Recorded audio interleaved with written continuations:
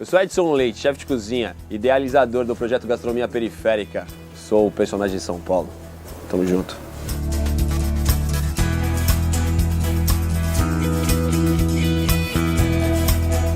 Sou um cara nascido na Zona Leste, criado até os 9 anos de idade em Osasco, Zona Oeste, e aos 10 aqui nesse lugar que eu vim morar no Jardim São Luís. Então, aos 10 anos de idade foi realmente onde eu aprendi o que era, né, na verdade, o crime, tráfico, né, periferia em si, pessoas diferentes, porque até então morava minha família, conhecia a família, então pessoas de diversos lugares diferentes culturas e ideias, né? E aos 10 anos de idade minha mãe me colocou para estudar numa escola aqui na Quebrada, né, aqui atrás desse visual. E era uma escola que ali, aquele princípio, parecia mesmo uma cadeia, né, preso. Mesmo sem saber o que era uma cadeia, a gente tinha, achava que aquilo já era ficar preso, assim, né? Era muito louco. Anos depois, você vai entender que isso é feito de propósito, na verdade, né? Parece como que a sua escola, ela é como que o Estado quer que você fique, né? E minha mãe nem entendia o que ela estava fazendo quando me tirou dessa escola para estudar em Moema, numa escola municipal, né, aos 10 anos de idade. Então ela me tira de uma escola municipal na Quebrada para estudar numa escola municipal em Moema, porque teve uma vaga, né, que ela conseguiu com uma servente que era amiga e morava no prédio. E aí eu fui estudar numa escola municipal em Moema e eram quadras grandes, não tinham grades, tinham câmeras, as salas eram ambientalizadas, então você entrava na sala de matemática, tinha números, na biologia tinha umas pipetas, uns negócios, né? E toda a sala era ambientalizada, era bacana, e eu não entendia o que era aquilo, né? Por que a minha escola aqui era de uma maneira e por que a escola em Moema era de outra maneira, tá ligado? E aí eu vi, sei lá, trabalho de escola era num apartamento por andar, quando eu ia fazer com um colega de classe que morava ali. Não tinha, minha mãe nunca foi na APM, não conseguia de trabalhar, então tipo, ela não fazia parte da APM, não mandava aquela grana da APM que você juntava para comprar um livro, que o Estado não mandava e tal. E aí os livros que eu não conseguia, eu estudava na Saraiva do Shopping Ibirapuera, tá ligado? Então, tipo, aí eu ia pra Saraiva pra ficar no Shopping Ibirapuera e tal, e a diversão era essa, assim. Eu demorava, tipo, 1h30 pra voltar pra casa, né, porque naquela altura não tinha corredor de ônibus e tal, e 1h30 pra ir pra escola, e às vezes ia de carona, tipo, com um vizinho que ia trampar e tal. Né? Então essa ida e essa volta, ela me trouxe várias coisas diferentes, tipo, porque os caras que eram meus camaradas lá, tipo, achava da hora vir na Quebrada.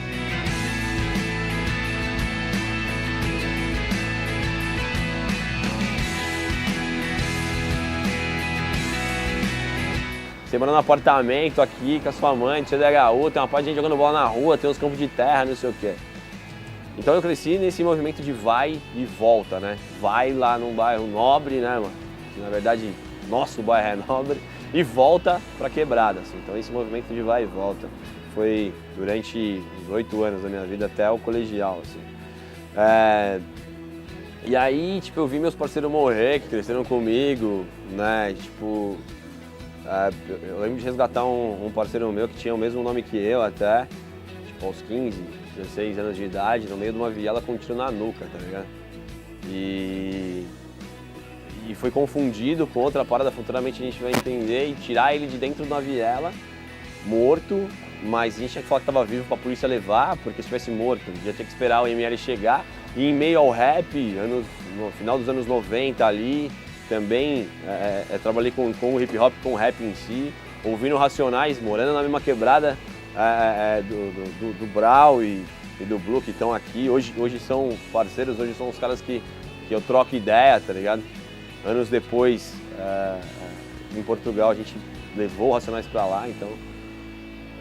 Ali, aquele momento, pra mim, é muito marcante, assim, tá ligado? Tipo, imagina um moleque de 15 anos carregar o amigo dele que tomou um tiro na nuca, e aí você carrega seu parceiro, mano.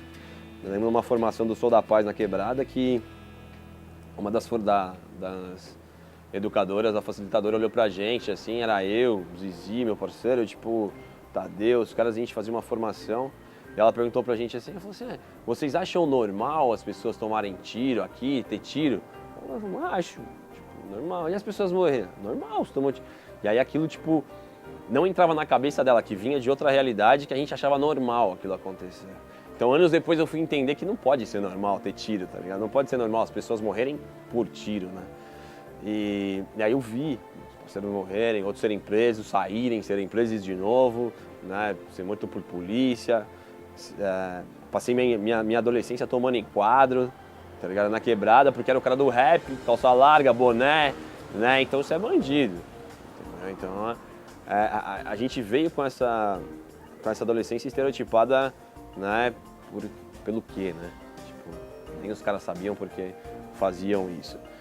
Então foi uma adolescência complicada aqui na Zona Sul, mas com esse movimento de, tipo, eu sei que pode ser diferente, tá ligado? Eu vejo que pode ser diferente. Tipo, o governo trata as pessoas de outra maneira em outros lugares. Eu saio do país em 2006 com a certeza que eu não tinha que voltar, tá ligado? Porque aquele não era o meu lugar, isso não era o meu lugar. Eu não queria aquilo pra mim, né? Eu não queria mais estar aqui.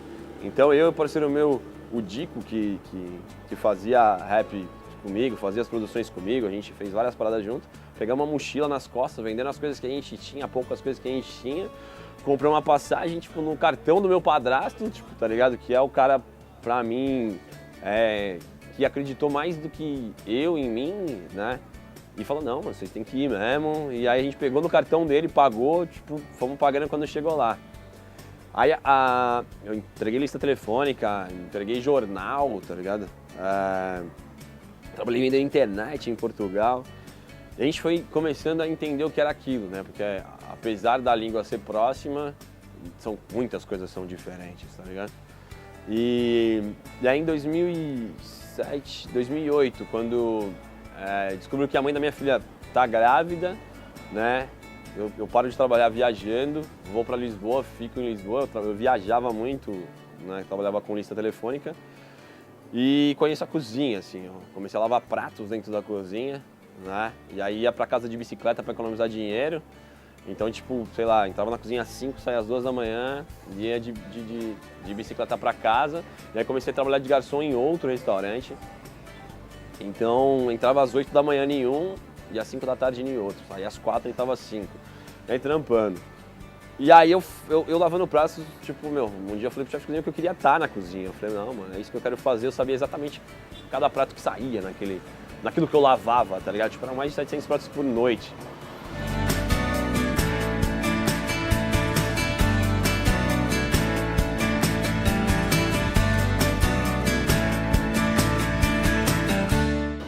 Aí eu me lembro de faltar uma cozinheira em outro restaurante que eu trabalhava, de garçom, a dona chegou em mim e perguntou se eu sabia cozinhar, porque eu trabalhava em outro restaurante que era de elite em Portugal. E aí eu falei pra ela que sabia cozinhar em si, mentira, eu não sabia. Aí liguei pra mãe da minha filha o primeiro arroz pra eu fazer, porque ela fazia um arroz bom, assim, tipo, ela falou pra mim como eu tinha que fazer. Liguei pro chefe de cozinha que era do outro restaurante, era polvo que eu tinha que cozinhar naquele dia. E aí ele me falou o que eu tinha que fazer e foram assim durante 30 dias e eu estudando, assim, né, E aí a gente vai lembrar, e aí depois você remete àquilo que era moleque, né? Tipo, puta, eu ia passar raiva e estudar, né, mano? E aí eu ia pras bibliotecas estudar gastronomia, sem ter feito curso e tal. Estando ilegal no país, tipo, passei 2 anos, quase 3 ilegal, e a cozinha me trouxe a oportunidade de estar legalizado, de ter minha documentação em Portugal. E eu com o chefe de cozinha, a gente planejando e conseguindo. Esse restaurante eu fiquei 1 ano e meio, assim, né? A cozinha deu meu carro, minha casa, consegui, tipo, levar minha mãe para passar férias comigo, meu irmão para passar férias comigo. Nesse primeiro 2 anos aí de restaurante, a gente ganhou alguns reconhecimentos da Time Out, de algumas revistas locais. Portugal é um país pequeno, então se você tem um destaque, é muito rápido, assim, né? As coisas acontecerem. Eu falei, é isso que eu quero fazer, tipo, é isso que eu quero fazer.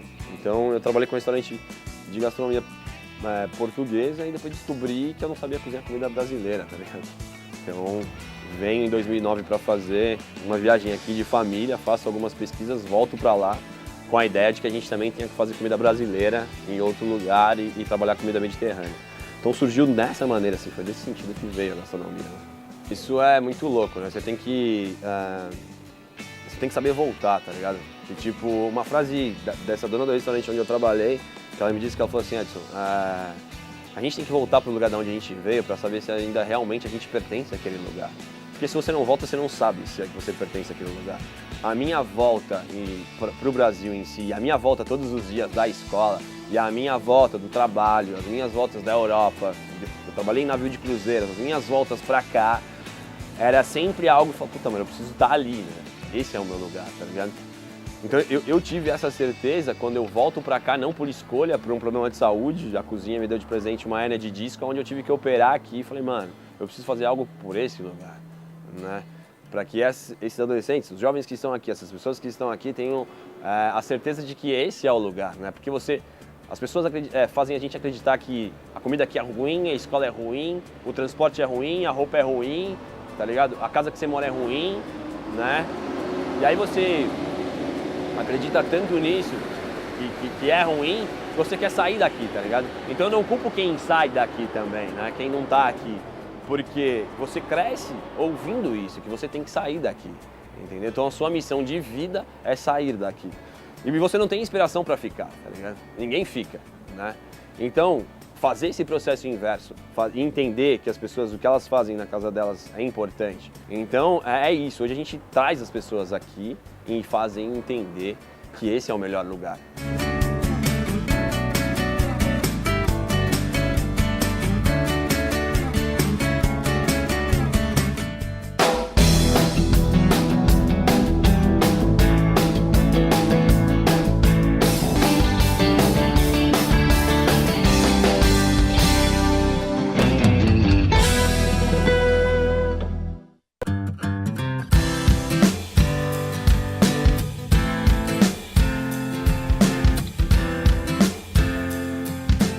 Eu voltei dando aulas, né, em outra ONG, no Instituto Viva Melhor.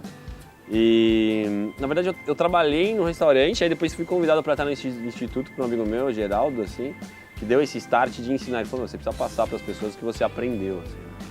E aí a gente fez um projeto e durou 6 meses com jovens, né, com adolescentes até 18 anos, porque depois teve a troca de prefeitura e tal, e aí aquela coisa que, meu, é morosa. E aí o projeto acabou e aquilo ficou em mim, assim, né? Depois eu fui trabalhar tipo aquela coisa de ensinar, de estar na quebrada e tal, aquilo ficou em mim. Aí eu fui pro Clube Pinheiros, fui chefe de cozinha do Clube Pinheiros durante 2 anos, assim, a gente servia 2.000 refeições por dia lá, né? E aí tive que me operar minha coluna mais uma vez, fiquei um tempo em casa, depois tive um acidente de carro, e nesse acidente de carro, mano, eu tipo, sabe quando você tira pra pensar? Comecei a enviar alguns currículos para os lugares onde era pra eu dar aula, assim. E aí, por acaso, aí eu tive na Fundação Julita, que é aqui próximo, né? Que aqui dentro de São Luís é um oásis também. E aí eu fui educador. Estava cursando serviço social na faculdade, eu sou formado em serviço social. Então eu peguei o serviço social, peguei a gastronomia, juntei os dois, porque, meu, você entende que o moleque, como é a casa dele pelo que ele come ou pelo que ele não come, assim, muitas vezes a família. Então quando você entende um contexto social, um conceito de contexto da família, você vai entender muitas vezes porque aquele moleque come de colher, né? Entendeu? Vai entender o porquê, tipo, que às vezes ele não come carne, não é porque que não dá pra comprar, tipo, não é porque ele é vegetariano, porque não dá pra comprar o bagulho. E aí você vai vendo várias coisinhas, assim, né, mano? E aí a gastronomia, a gente começou a entender que a gastronomia, ela é uma transformação social, tá ligado? Então utilizar a comida como transformação social é importantíssimo. Porque a comida, ela entra em qualquer lugar. Muitas vezes sua roupa não entra, você não entra, tá ligado? Vários lugares eu não entrei, a minha comida entrou. Você entendeu? Tipo, vários restaurantes eu servi e, tipo, sei lá, o cara pagava muita grana no prato e eu saía, a gente não varrendo em bicicleta, tá ligado? Tipo, depois ali. E o cara falou, aquilo ali que fez minha comida. Então, a comida, ela entra em lugares onde nós, às vezes, não entraríamos, entendeu? E aí, quando a gente pensa, eu saio desse projeto, faço as oficinas e tal, já estava fazendo as oficinas, e aí a gente sistematiza isso. Foi quando eu conheci o Daniel, que é o dono desse espaço e fundador da OTPAS, que é a ONG onde recepciona hoje a gastronomia periférica. Ele falou, mano, o que você faz é maior que tudo que eu já vi na minha vida. Eu não vi tanta coisa igual a essa. E eu falei, não, mas eu só cozinho. Ele falou, não, você não só cozinha. Você muda a vida de pessoas cozinhando. E aí ele fez eu entender o que era isso, né? A gente sistematizou. Então a gastronomia periférica é hoje um aplicativo na quebrada, é uma escola de gastronomia, né? Porque a gente pensou isso, né? A gente sistematizou essa parada e falou, mano, não, a gente vai ter uma escola de gastronomia, né? E aí a gente, trocando ideia em uma matéria que saiu no Estadão, a dona da empresa onde eu trabalhava no Clube Pinheiros, né? Que eu era chefe de cozinha, me chamou para conversar e falou: o que você precisa? Né? Precisa fazer uma escola. Então a gente vai fazer. Então, tipo, onde eu era empregado, hoje a maior mantenedora desse projeto, que é a LC Restaurantes, a Damaris, que aceitou essa ideia e comprou o desafio. Então grande parte dessa obra foi feita, 80% foi feito por essa empresa, mais os equipamentos, mais uma cota mensal para manter alguns educadores também, vem dessa empresa. Então a gente entenderam, né? Hoje tem várias outras empresas que estão entendendo o que a gente está fazendo e o quão é importante. Então quando a gente pensa numa escola de gastronomia, a gente pensa ela ser de graça, assim, tá ligado? Porque hoje é 2,5 pau para você fazer gastronomia. E aí para você sair descascando batata depois, você não viveu o processo. Então é uma escola de gastronomia com aulas técnicas, né, com desenvolvimento pessoal. A gente tem uma psicóloga, né, a gente tem um administrativo, a gente tem um assistente social, a gente tem um chefe de cozinha. A gente pensa o ser humano como um todo. A gente não cria só um profissional formado na cozinha, são pessoas, né? A gente lida com pessoas. No fundo, a comida, a gastronomia é o menos importante, tá ligado? Ela só é a desculpa.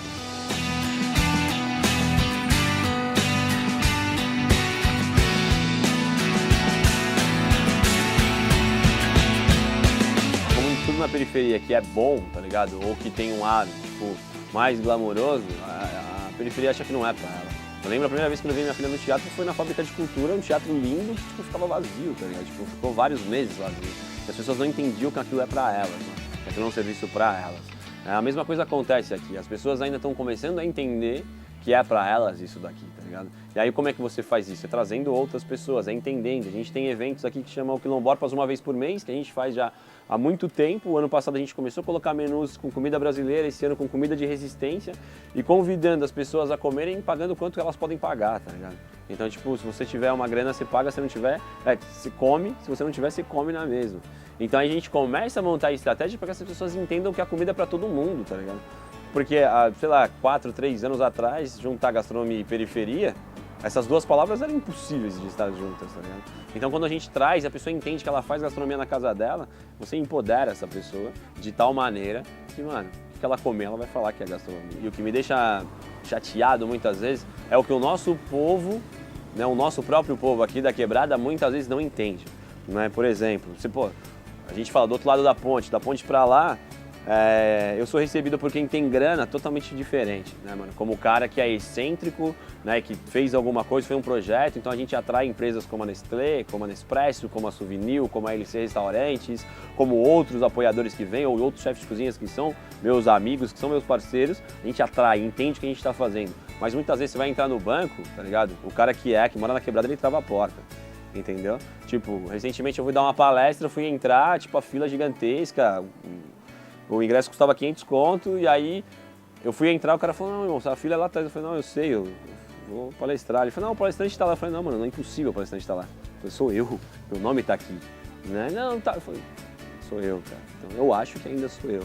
Então, o nosso próprio povo ainda não entende, né? Então a discriminação é da parte de dentro, tá ligado? Então a gente tem que desconstruir muita coisa, né, pra construir. Então, primeiro em trabalho, tá ligado? A primeira coisa que a gente vê, a demanda é trabalho, assim, né? Porque a cozinha tem um dado muito gigantesco e quase aí 1 milhão de pessoas hoje trabalham informalmente com comida, né? Porque ela é muito simples, mas esquecem que você precisa de uma formação de higiene e segurança alimentar, de técnicas, de tudo, para que não haja contaminação e várias outras coisas, mas é o caminho mais próximo. Tem alguém que faz um brigadeiro bacana, uma coxinha bacana, né? Então, isso é muito foda. E aí a pessoa procura por trabalho. Depois ela procura porque, tipo, gastronomia é muito caro, tá ligado? Tipo, então eu quero fazer algo que é próximo, né? Então, a gente tem diversos perfis, diversas idades procurando a gente, né? A gente tem, sei lá, várias pessoas da terceira idade que querem, mas não é porque é trabalho, ela quer fazer alguma coisa diferente, tá ligado? Pra ela, né? E aí você tem outros adultos procurando porque quer aprender a fazer evento, eu quero administrar cozinha, eu quero administrar restaurantes, né? Então isso é muito louco, né? Quando a gente pensa. E aí a gente está fazendo uma experiência agora que é justamente abrir estágios de dia para pessoas que vêm de fora, para estudantes de gastronomia em outros locais, né? Tipo de outras escolas, entendeu? Para estar aqui com a gente e sentir o que é realmente uma cozinha, né? Eu acho que as indas e vindas, assim, né? De quem tem grana, e quem não tem nada, e quem tem um carro, e quem anda de busão, tá ligado? Em quem come bem, e quem às vezes nem tem o que comer. Essa troca de outro país, de outras línguas, de outras culturas, né? Essa troca ela remete ao que eu aprendi, o que eu sou hoje. Então, automaticamente, inconscientemente, eu fui fazendo essa ida e vinda, ida e vinda, ida e vinda, inconscientemente, né? Mas isso é uma parte, isso vem de mim. Mas é importantíssimo, tipo assim, entender o que minha mãe, assim, meu padrasto, que pra mim é um cara espetacular, assim, né? Tem um valor gigantesco nas coisas que ele acredita e colocou isso em mim. Então, o que essas pessoas fizeram e acreditaram, muitas vezes eu nem acreditava, tá ligado? Que podia dar certo, né? E hoje são pessoas que acreditam. Minha mãe foi jantar e almoçar em todos os restaurantes que eu trabalhei, em todos os lugares do mundo, em todos. E aí são pessoas que acreditam. Mas foi muito difícil. Dentro de casa é difícil. Minha mãe, sei lá, eu faço trabalho há muito tempo, minha mãe foi chorar quando apareci na Globo, na Fátima Bernardes, tá ligado? Eu só faço. Tá ligado? Tipo, eu não vou ficar pensando se amanhã é isso, a gente ganha grana, não ganha dinheiro, vai ficar milionário, vai aparecer na TV. Tipo, não, mano. Esse projeto em si apareceu em todos os canais de televisão, em todas as mídias impressas, em todas as mídias faladas, em tudo quanto era lugar. Isso nunca foi nossa meta. A gente não tem uma assessoria de imprensa, tá ligado? Pra fazer esse jornal. Então, não é essa a meta, a gente simplesmente faz. Né? E faz por pessoas, para as pessoas, em prol das pessoas. Entendeu? Jamais em prol da grana. Quem quiser fazer também, tudo bem. Né? Nós não fazemos dessa maneira. Eu aprendi uma coisa que é o seguinte, né? Uma frase muito bacana que é assim, né? Se você não passa o que você aprendeu, é sinal que você não aprendeu nada. Tipo, isso é um ponto. O outro é a diferença entre valor e preço, tá ligado? Né? Então, tipo assim, tudo que se paga com dinheiro é barato. É barato. E isso entendeu? Tudo que tem valor jamais se paga com dinheiro. Tá ligado? Então, pessoas, você não paga essas pessoas, você não paga o prazer dessas pessoas com grana. Entendeu? Por milhões que a gente tivesse hoje aqui, né, não seria igual. Entendeu? Isso tem valor, não tem preço. Então, Edson, tipo, quanto custa? Minha vida, isso aqui. Né? Então, minha vida não tem preço. Então é isso. Então é dar valor ao que a gente faz. Jamais dar preço. No entanto que a gente está num restaurante orgânico, né? Que você tem um cardápio onde a gente vai servir, tipo, se tiver hoje o arroz, se a gente receber uma beterraba, se a gente receber uma batata, a gente vai servir aquela batata com aquele prato. E aí é isso, é orgânico, porque tipo, você tem que respeitar a sazonalidade de cada coisa. Aí você é uma ONG, então você vai recebendo coisas, você tem que usar para não estragar, né? Então pessoas colocaram a mão nisso aí. Né? Tipo, pessoas trabalharam naquilo lá atrás. E para isso vir pra cá, pra gente é importantíssimo. Então olha só quantas pessoas esse universo tá, né, trabalhando aqui, tá ligado? A pessoa que fez o prato que a gente serve, a pessoa que plantou algo que a gente colhe, a pessoa que fez as outras coisas que estão aqui, que pintou o espaço, ou que veio aqui trocar ideia com a gente, faz uma entrevista, fica esperando, porque, mano, acredita que isso é sinergia. Não tem preço esse bagulho, não tem, mano. Não tem. E aí você vai lembrar dessa conversa, desse lugar, ou do que você comeu pra sempre, tá ligado? Tipo, é isso.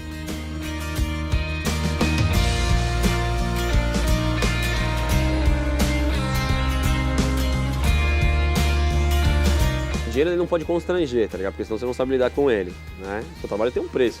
Tem um preço pra fazer algumas outras coisas, né? Isso é preço, né? O que a gente faz é valor. Né? Então ele não pode te constranger. Né? Se Edson, quanto custa para você fazer um evento? Irmão, né? É tanto. Né? Se dá para pagar, é isso. Se não dá, ok. Né?